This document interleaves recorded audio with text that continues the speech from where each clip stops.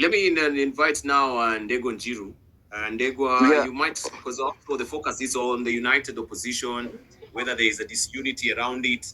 Already we can see what is happening in Mount Kenya. And just looking at your tweet here, you mentioning that, I don't know, are you proposing that you're going to take Moses Kuria to court?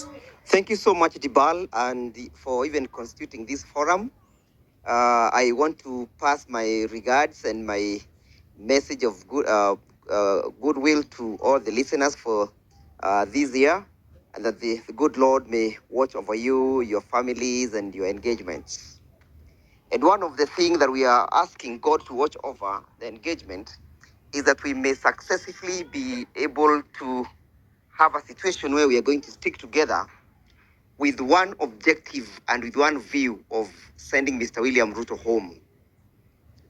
Any person making or having an imagination that Kenyans do not understand the tragedy that the country finds itself in, the catastrophe that William Ruto has presented to this country, then must also be living in or maybe a sojourner in Jerusalem.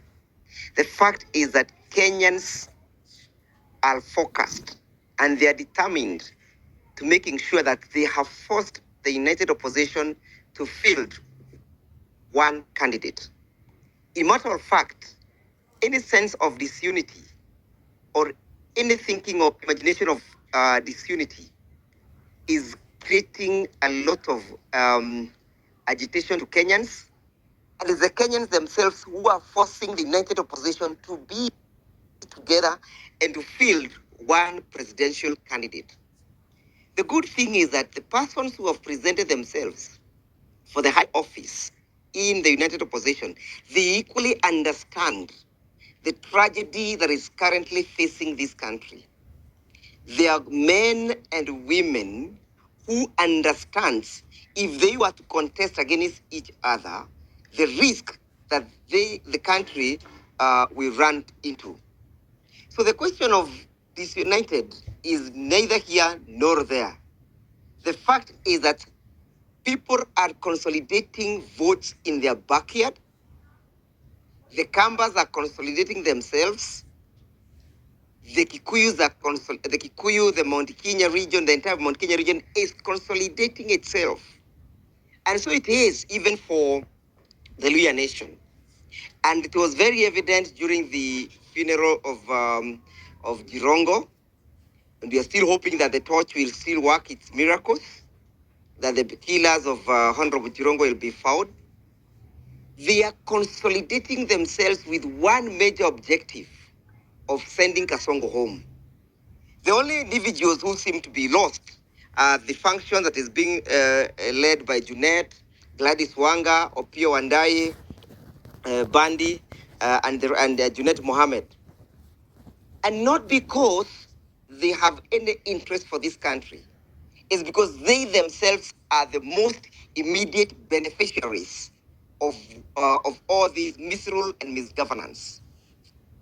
And any person who raises a voice as against William Ruto is perceived as an enemy. Take, for example, a man like Senator Boni Khalwale. Just because he supported a candidate whom he believed was capable of executing the functions of a legislature, was kicked out of the leadership in Senate. Now tell me, if William Ruto has lost Khalwale, ODM as being written by Chargei Luces Sifuna, and they join forces with other voices in Western, where will William Ruto get his votes from? I think it has dawned on him that his time is up. Kenyans have decided that William Ruto has to go by all means necessary that are constitutional and that are sanctioned by the law. You could even see his moles, the ones that purported to attend a funeral yesterday. They were all told by the very voters, the real voters, that for us, we are in one term. We do not associate and prescribe to your theories and philosophy of the two term. And you are never granted an opportunity to address the mourners on this why the reason why they prescribed two term. Remember, in 2022, Muranga was the hotspot or the epicenter of Kasongo's politics. He has now lost Muranga. Not even the governor, Kangata Wabarua, would save the situation. I tell you that we understand the reason why we have to be united. I had the opportunity of attending Maina Jenga's father's funeral on Wednesday. And you know, Maina Jenga's funeral was completely sponsored by the state. In matter of fact, where the sermon, the celebrations were taking place, the final rites were taking place, and it was being conducted by the AIPCA church. Instead of the church hanging the cross at the front, they had hung the portrait of William Ruto. But besides that, the congregants and the mourners who had attended that particular funeral, irrespective of Maina Jenga being a government sympathizer, for them, they were one term. And you can see the kind of the disorganization that the government is trying to the card they're trying to play, the card of the referendum. When I spoke and told the member of parliament for Gatondo North to go and tell Mr. Mudavadi that Kenyans must do their elections on the second Tuesday of August, everybody was in agreement. We cannot bear any more pain, any more freedom, sorry, any more oppression, any more excess of government beyond the second Tuesday of August next year. The good thing is that we are no longer now speaking about 2 years to come. We are now saying it is next year. It is next year that we are going to vote to send Mr. William Ruto home. And let me tell you, as I pen off, about the vitros and the hubris by Mr. Moses Kuria. It shows you the level of the frustration that any government sympathizer and the government itself is holding. The conduct that Mr. William Ruto is exhibiting of insulting the united opposition and more so the leader of the the leader of the Wiper Patriotic Front is the same as his people are exhibiting, insults after insults. It's because of frustration. Where has the convincing power of Mr. William Ruto gone? The convincing power, the persuasive power that he held in 2022. He no longer holds that card because people have realized that Mr. William Ruto is a serial liar, is a pathological liar, and nothing can be believed. And that is why even the story of the Singapore makes no sense. And nobody's even speaking about it, and nobody's excited. So, to sum up, it is true we are going to take Moses Kuria to court. He actually called me today. He had the guts to call me today to intimidate me and to threaten me. In matter of fact, he said, Ndegwa hauniwezi, and I am going to drive you out of town. So should anybody hear that Ndegwa has been driven out of town, by whichever means, I don't know whether through the railway or through the air or through the roads, know that Moses Kuria is responsible. But tomorrow we are going to issue him with a demand letter because we are looking at a country that is going to be founded on the rule of law and constitutionalism. And I believe that is the path to Singapore. Right. Any person who does not address you on the rule of law and the constitutionalism does not understand what this country needs. Finally, it is unfortunate that a person like Frederick Okango, a man whom we suffer together, is currently speaking as though he's government.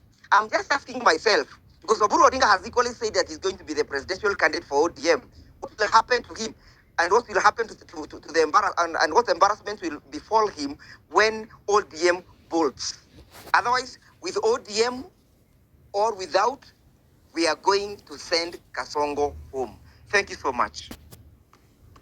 We hear you, Ndegwa, but the question we wanted to ask you, just a moment, Benji, so that Ndegwa can clarify whether there was a plot to cause violence against those perceived to be opposed to Rigathi Gachagua during that particular funeral yesterday.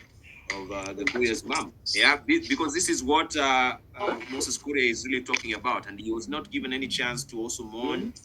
Left. And he says, Mama woman, Mudhoni, Marubu, that assault that was attended to her. I mean, it is really was really uncalled for. And what does it portend when it comes to the spirit of tolerance and also democracy? I do not know of any meeting that was held by the committee to plan for any persons to be attacked or for violence. The only thing I know is that the committee met severally to plan about the funeral of Honorable Kakuya's mother. There was no plan or pre-planned organization that was initiated to move anyone or to fight anyone. But if anyone is walking against the current of the wind, you expect that it's going to be blown. It is the people themselves. I don't know how possible it would have been for somebody to plan violence amidst everybody, because the outcry came from all the attendees, all the mourners shouted her down. How would it have been possible that organization was done and touched on everybody? Even the MC, I never heard the MC say that today we're only going to entertain one term. Whatever she was speaking, you should be able to learn that even after the Mbere elections, people have not changed their position. They have actually become much more persuaded and more convinced that we must deal with William Ruto by all means necessary. And the clock is ticking, the time is going. It is next year that we are sending William Ruto home.